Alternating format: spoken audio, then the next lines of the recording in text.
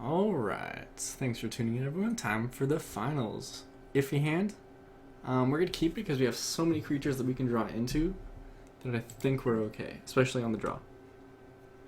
It has the lands, just needs anything that it can play the early game. Please don't be aggressive. That's pretty aggressive. That's very, very defensive. See, this is beautiful. This is just gorgeous.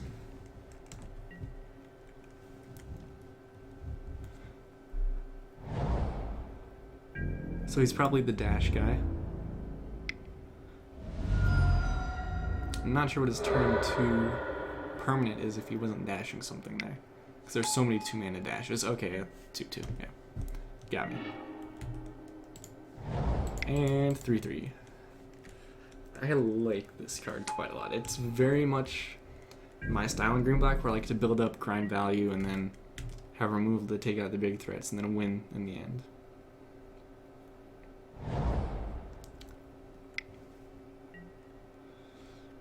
Okay, okay.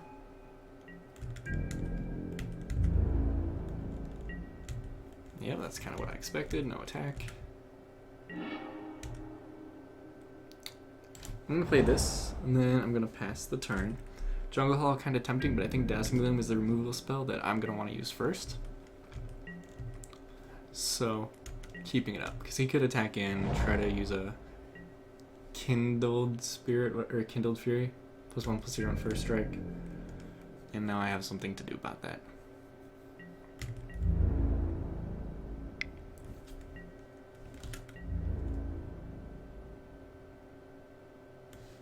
I'm just going to Dazzling Gleam that, actually.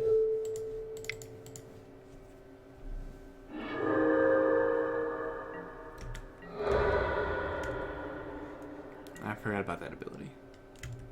Essentially 3 power.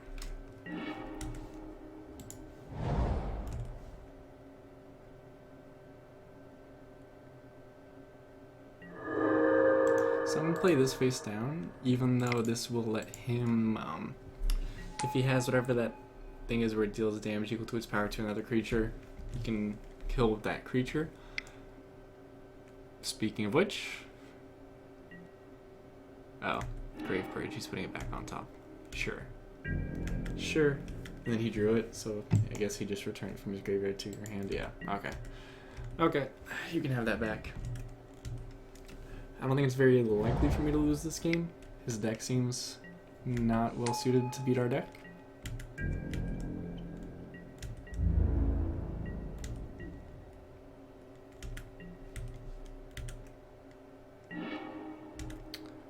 Nice draw, nice draw. So I'm going to go for this.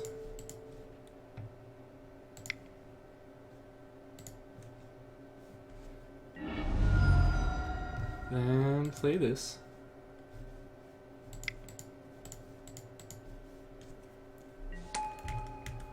And pass on through. So between these Crotiques and the Angler, or the Crotique and the Angler, I don't think he can beat this. Unless he has, you know, a Bomb Dragon. If he has his on-color dragon, sure. That's a good way for him to beat this. It's multicolor, so it dodges the ultimate prize. But other than that, he's going to struggle here.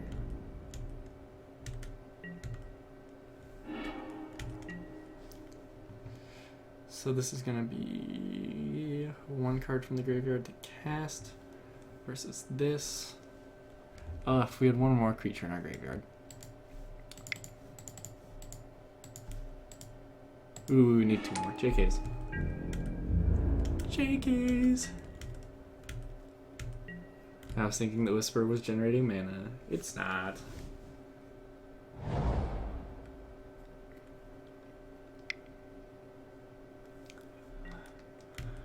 And a Morph. So it could be the one that gives haste, which could be a problem ultimately. So I might want to start leaving up this ultimate price. Ooh, that's a great draw. So I'm going to swing in with this Angler.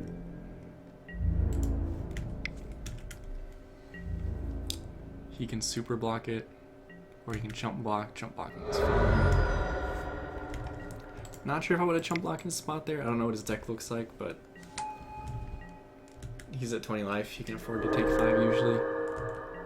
Though he does have to fear us having some flying bomb.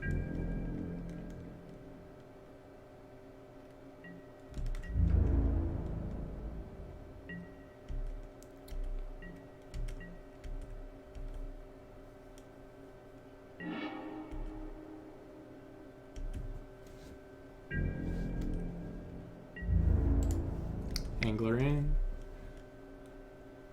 If he jumps with the goblin, we're totally fine.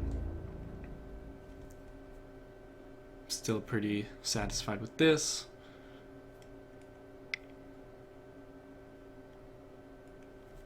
Six, 6. Well, we're a little bit bigger than that. We're a 7-7. What is that though? God. Yep. Just a 6 mana 5/5 that can also megamorph to be a 6/6. Okay.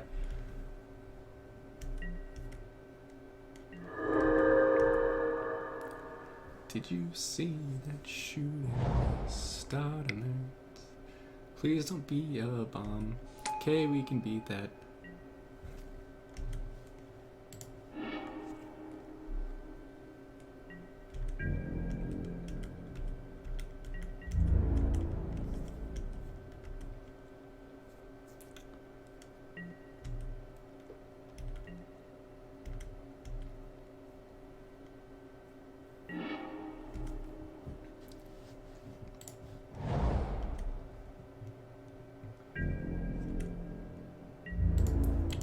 With both of those.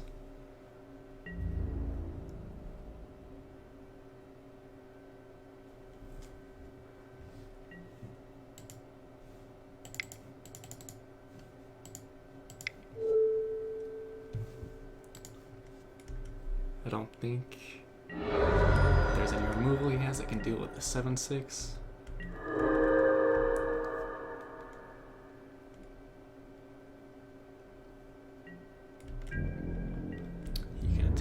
Wants.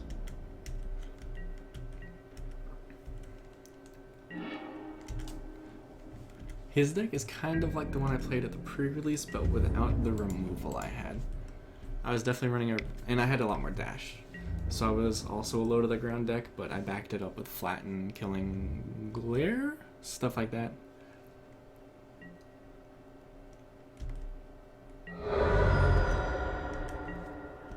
I'm gonna keep this land in hand because I'm probably not gonna need it. And just in case he has another, Sig Icebreaker.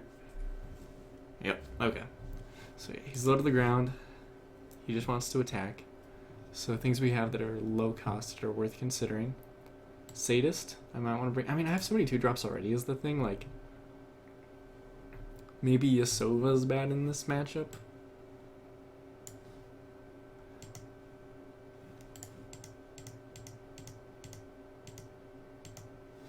No, I think I'm going to keep it as is. Sadist is the closest thing I can think of to bringing in, but I don't think I need it in this matchup. I think this deck has a low enough curve that it's not going to struggle against what he's doing. Especially if we can get that 2 mana 3/3 every game. I'd love to have a second one of those in the sideboard. I think I passed one at some point, but I do not recall what for. Hey, 3 mana 3/3. Good enough. 3 mana 4/2. Also very good. We're going to keep. I will probably play this on turn 2 depending on how aggressive he is. And now that I have a way to get it back, grind value because that's what I do.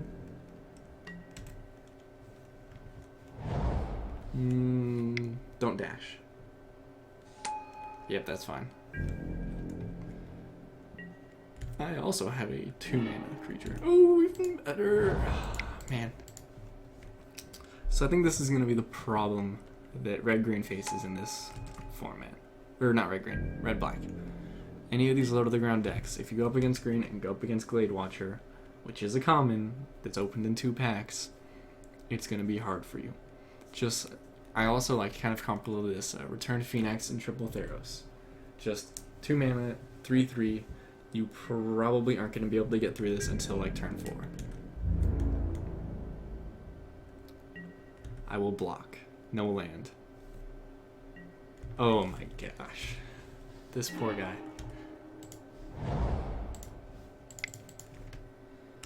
Three mana, 3/3. Go ahead. If only we had a 4 mana 4/4, this would be sweet. Or 4 mana 4/5 if we were cool enough. Shout out to M13, I think it was again. Maybe it was M14. It was M14. 4 mana 5/5. Give a little bit. Give a little bit of your. That's probably not gonna be great.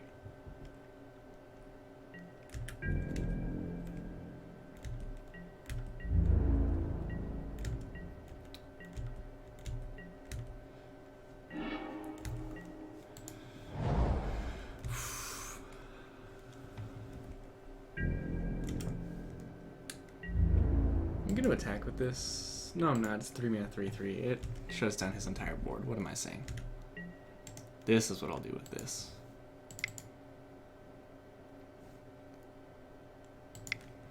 So then next turn I can flip this face up and turn that 3/3 into a 4/4. Which he will be able to double block, but I expect him to play something like a 2/2 here where I can at least get an okay trade out of it. Oh, but dash. Okay. I will double block you.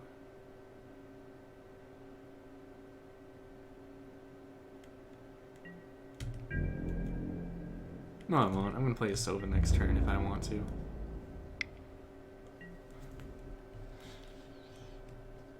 Yeah, I'll double block. 'Cause he's not gonna kill this.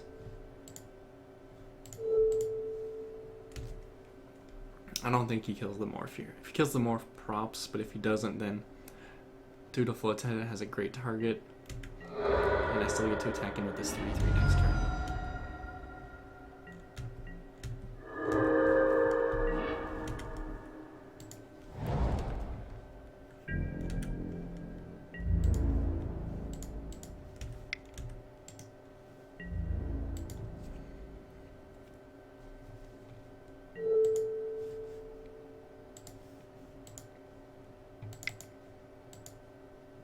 Holding up black.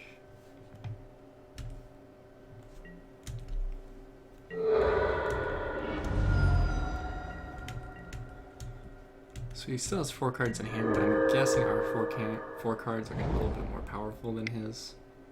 And our board is certainly more powerful than his. Unless he has that. So now we have to race.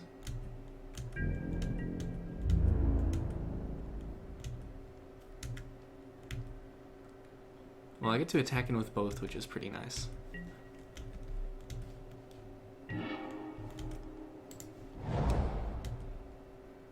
So I can move this counter over here if I want to.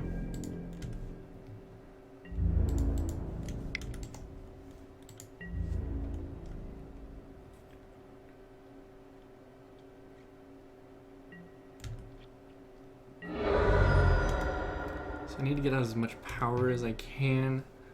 These are all the same power. This one's spread over 2 creatures. This one he can't deal with very well. So I'm gonna go with this.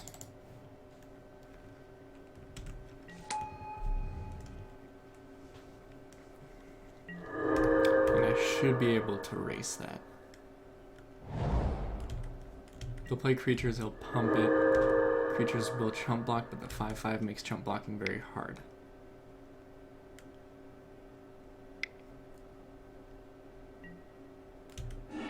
Okay.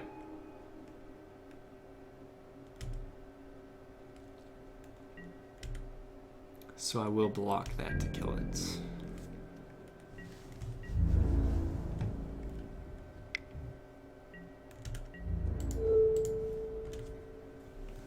And now I'll have a beautiful attendant target.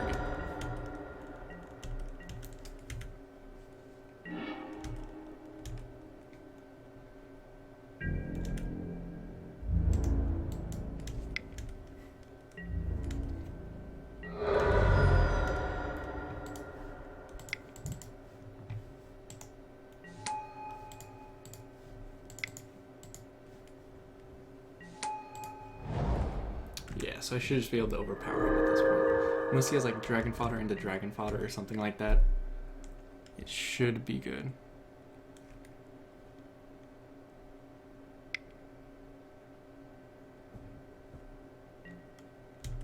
Okay.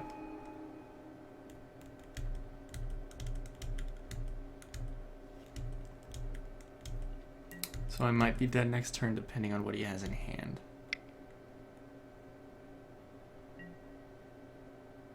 Okay.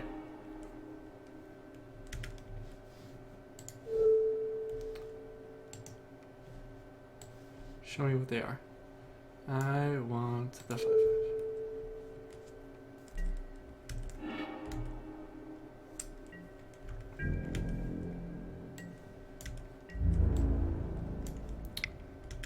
So he's pretty dead right now. Unless he has something else in hand, he will be dead to this.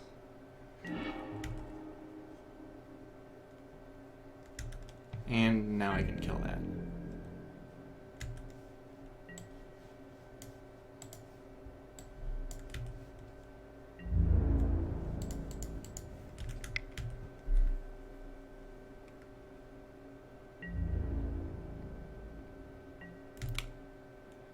Yep, he's dead. Alright. That's how we do it. So just for the record, the way we would kill that, just to make sure in case anyone's not seeing it, is after combat, if he'd somehow live through that turn, we play the goblin, follow it up with the butcher, use the exploit on the butcher to sack the goblin. Goblin trigger gives this -1/-1, so it's a 4/3. This exploit gives this a -3/-3, so it is a 1/0. Dies.